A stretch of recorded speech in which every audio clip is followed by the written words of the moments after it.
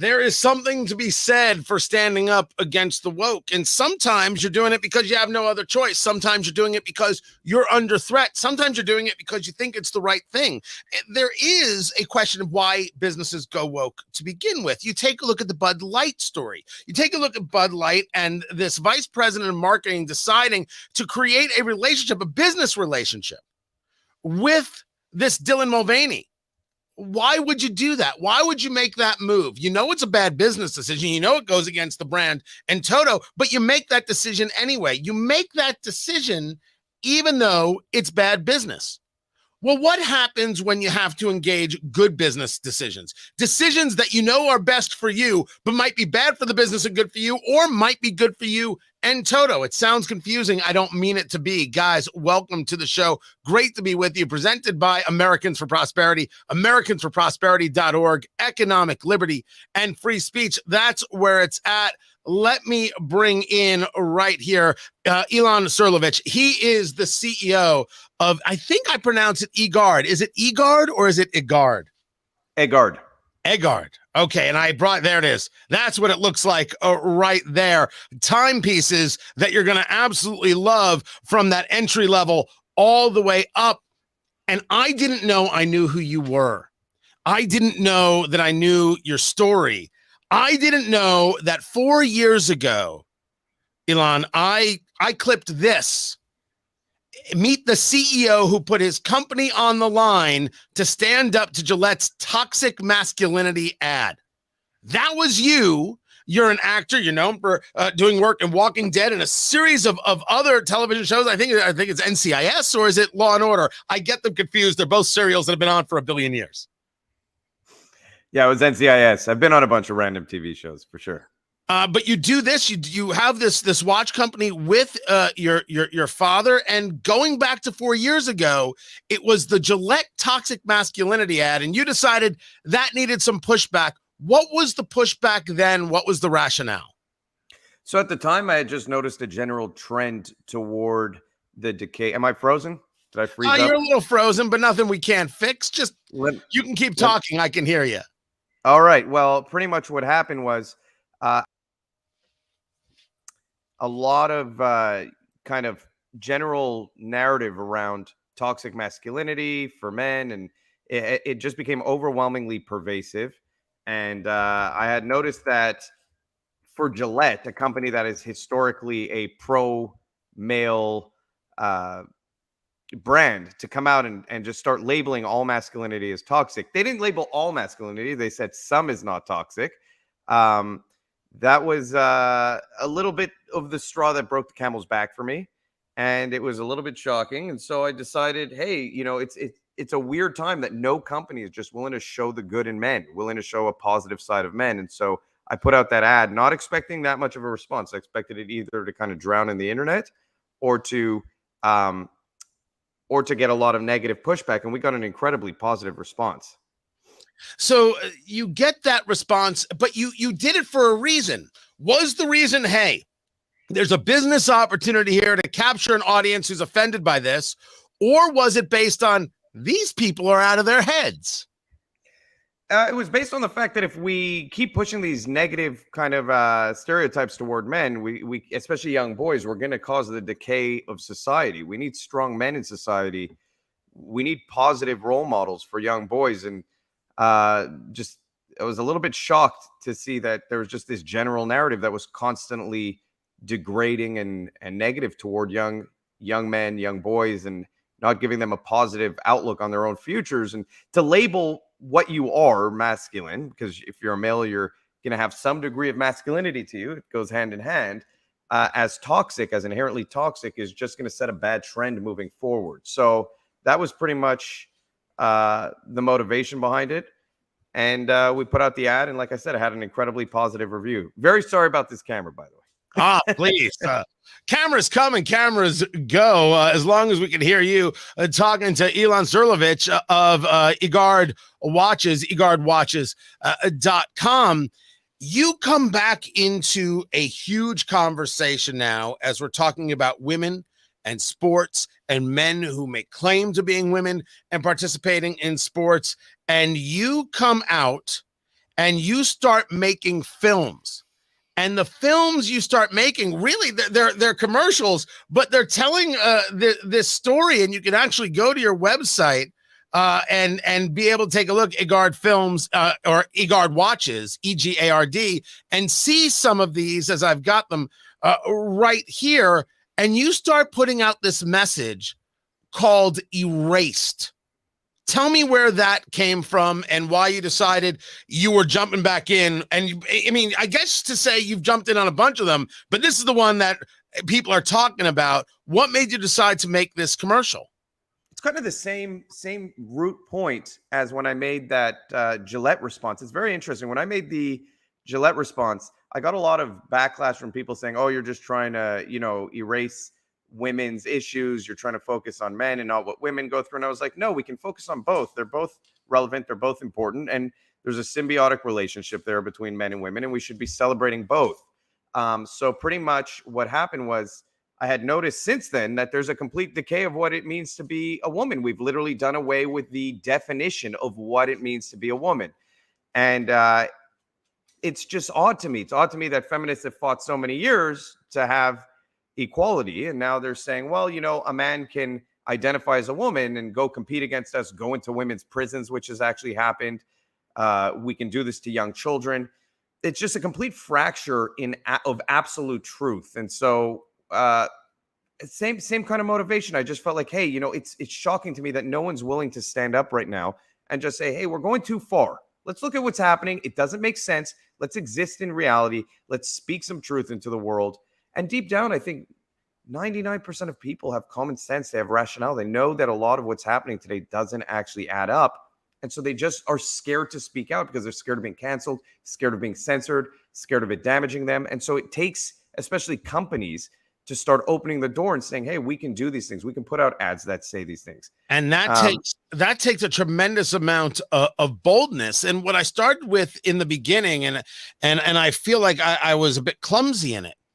Sometimes you do things because you believe in them. And sometimes you do things because they're good business decisions. Clearly, we have seen from the woke side, they have no problem engaging in screaming from the mountaintops like Bud Light through their vice president did. Here, look at us, because there's no harm that comes to them. Well, they now have both her, the vice president of Bud Light, and her boss, who have been both put on a leave of absence, and we'll see if they have their jobs back. But on this side of the conversation, as you've done it, Ilan, there's a tremendous amount of damage that can come with this. The being canceled, the being boycotted, the physical assault that can take place. When you engage this kind of conversation, engage these kinds of commercials, you take that into account, or that doesn't come to your mind at all? Oh, 100% I take it into account. I have some partnerships coming out soon that I still worry about. I worry if this will have backlash for them. And then how does that affect my relationship with these people I'm doing partnerships with, these watches? Some people who I really look up to and admire, who I've wanted to design a watch for a long time. But again, if you're going to live in a world where you self-censor, the most important thing I have is my company. I made it for my father. It's something that's very valuable to me. And if I'm going to have something that means that much to me, I'm going to use it in a way that I feel like it lives up to my values and represents what I want to affect in the world. And I think that I'm willing to take that risk if it opens up the door for other people to be able to go out there and start doing it. I think it's shocking to me that there's so many companies who reach out to us and they say, hey, we feel the same way. We just can't put this on our social media. We can't share it. I'm like, share it, do it. Because what they don't realize is there's a tremendous amount of people. There's a very silent majority we're all doing the same thing. We're all just sitting there and saying, well, I'm not going to say anything. I don't want to. And we think we're isolated. We're not actually isolated. There's a majority of the country who feels the same way as us. And so until people start speaking up, that very censorship, that very damage, all those things happen because we are complicit in it. We allow it to happen. And so I really, the real purpose behind a lot of these videos is I hope other companies take note. And that's how you affect cultural change and you start getting back to a little bit of sanity. So that's the goal in all of it.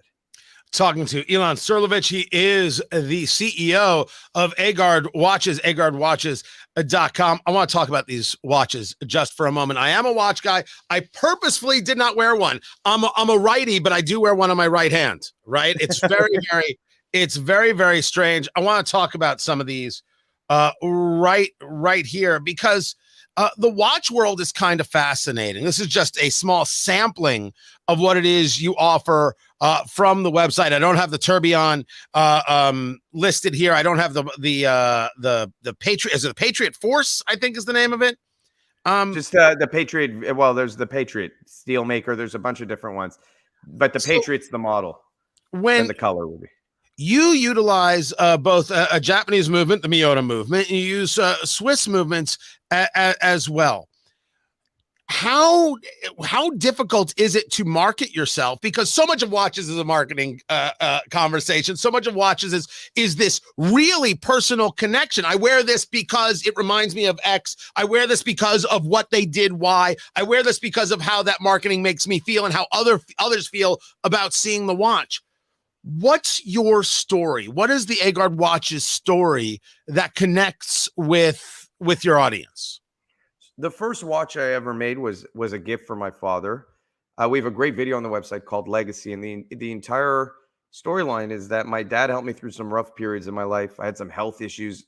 This guy was, and this is kind of the motivation behind the Gillette video, because he's the perfect example of positive masculinity, the value of having a father in your life who's a positive role model. It makes all the difference. And so I always wanted a way to pay tribute to him and show him, hey, I really appreciate everything you sacrificed, everything you gave up, and what a good role model you were for me and how you helped me through these rough times. And so I had a design background. I was working in a studio, and I ended up designing a watch for him because I couldn't find one. The ones I really liked, these kind of like unique, really unique architectural design style watches at the time, were super expensive. And so I had 3D prototyping stuff in the studio. We had all types of equipment. I had CG software, 3D software, like Maya, and I was using these programs and then prototyping stuff. And I ended up designing him a watch, and I put it on forums to get feedback. And it kind of just organically went from there. And his friends started loving the watch. So people started ordering this first watch we made called the Shade. But that's really the inception of the brand is my father. And so I hope other people find that connection with our watches too, where they buy it for someone they care about. That's really all we want out of the brand, is to be able to get it on people's wrists so that it reminds them of someone they love in their life. So I'm looking at some more of them here. The Phase 2, the Patriot Blue Legend, Patriot Racer. It's the Patriot Racer. What I was talking about. I like the black and the yellow there. I like that combination. Architectural. If I were to bring up Frank Mueller and his watches, I'd be close to that as a type of architectural inspiration, or did it come from another place? Yeah, Frank Mueller. Obviously, there's guys like Richard Mille. There's also Hublot did some really cool layered dial work back in the day. There's a lot of brands that were doing at the time kind of a little bit more depth in their dials, and there's a lot of people who love flat classic dials, and I always liked dials that felt very different, case shapes that felt very different. Orwork is another one that does very unique kind of case shapes and all that stuff. But these watches are so expensive. Even Jaeger-LeCoultre had some really cool kind of layered dials in some of their more expensive pieces. So I was trying to replicate the kind of layered effect, giving depth to the dial, making it feel like it's an art piece on your wrist. That was kind of my goal from the start, so that it's more than just a watch. It's a functional piece of jewelry. It's kind of the only thing men wear nowadays to express themselves is a watch. And so that was always the approach from the start. I agree with you. It's what men wear, and I'm gonna get flack for it. I'll get heat for it. It's why I don't understand the Apple Watch. I don't get it. The watch is not for telling time. You've got a phone to tell you the damn time. The watch is about the story more than anything else. I have friends who wear Rolex Daytonas and Casio Mudmasters, right? They wear the G-Shocks. For sure. I wear a Bulova Accutron Space View 1960 something or other. My first watch was a 1959 Hamilton in gold, that more classic style. Your style I enjoy, but I mean, when you take a look at some of those teardrop shapes that you're doing, you really are outside of the realm of those standards. That's part of the charm. That's part of the brand, part of this is how I was feeling that day, and this is why it matters. Yeah, I mean, my dad always told me he likes designs that are unique, likes designs that are different. He always said, "Don't make another watch that just looks like every other watch." So I've always tried to kind of step outside the norm. The teardrop case is a really unique style. I think a lot of people just recognize the brand when they see that case shape. I think we're the only ones doing that kind of teardrop case shape. So, I rather it kind of like my advertising. I rather be loved and hated than be somewhere in the middle. And so I've always kind of taken on that approach. Um, I like vintage watches too. I like old Hoyer watches before they teamed up with Tag, and there's just some really cool Right old on. watches out there that have history. That's another kind of charm for me with watches. If they're vintage, if they're like antique old watches, it's very, very cool. I have my grandfather's old watch he was from Iraq, and it somehow survived like 100 years, and it's like That's awesome. very cool. Yeah. And especially as that handed down and generational thing. Yeah, Ilan Srulovicz from Egard Watches, EGARD, EgardWatches.com. You put out these videos, and you can find them all at EgardWatches.com, and I commend you to go check it out. Has there been an immediate response, Ilan? Has there been an immediate how dare you? Has there been an immediate try to cancel? Or have things been solid and people are like, you know what? I could utilize a nice timepiece. Here we go. Definitely a lot of positivity. I mean, I really want companies to take note. You will get a positive response if you stand up for what you believe in. There's so many people who need to hear these messages nowadays who just aren't, especially not from Hollywood, from media, from corporations. So when you take a stand, there's a positive response. We've seen an incredibly positive response. There's Riff Raff who comes along and is like, "I'm never buying your watch. You're transphobic. You're this, you're that." They don't represent the majority of people. In the end of the day, we do see an increase in sales for sure when we put out these messages. So that's a really important thing for companies to know, is that there is a market for speaking truth into the world. So definitely. Ilan, I appreciate you taking the time. I appreciate you coming on the show. I got to place my order. We got to work together. This is nuts. My audience is absolutely in to what it is that you're doing, and we will speak about it. I can't thank you enough for joining the show, man. Thank you so much for having me on. Absolutely. And don't forget to find everything that I am doing on Rumble, rumble.com/Tony Katz. Subscribe no matter where you are. Subscribe on Rumble. That is the one and only thing to do. And by the way, his point is solid.